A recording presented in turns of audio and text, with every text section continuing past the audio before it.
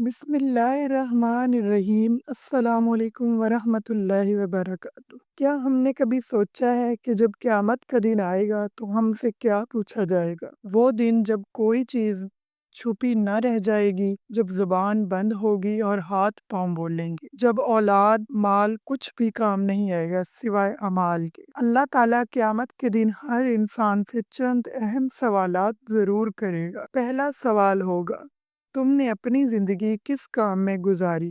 یعنی جو وقت اللہ نے ہمیں دیا، ہم نے اسے کہاں صرف کیا، نیکیوں میں یا غفلت میں؟ دوسرا سوال ہوگا، تم نے اپنی جوانی کیسے گزاری؟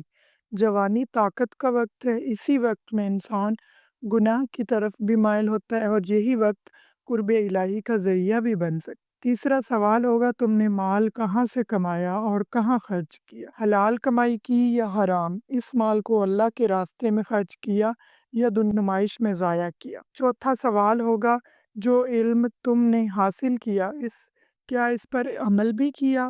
اگر اس پر عمل نہ ہو تو وہ قیامت کے دن ہمارے خلاف گواہی دے گا۔ یہ چار سوالات وہ ہیں جن کے بغیر کسی کے قدم بھی نہ ہلیں گے، اور اگر ان کا جواب نہ دیا جا سکا تو پھر سوائے حسرت کے کچھ باقی نہ بچے۔ کیا ہم ان سوالات کے لیے تیار ہیں؟ ابھی وقت ہے خود کو بدلنے کا، اللہ کی طرف پلٹنے کا اور ان سوالات کے لیے جواب تیار کرنے کا۔ اللہ تعالیٰ ہمیں ان سوالات کا درست جواب دینے کی توفیق عطا فرمائے۔ آمین یا رب العالمین۔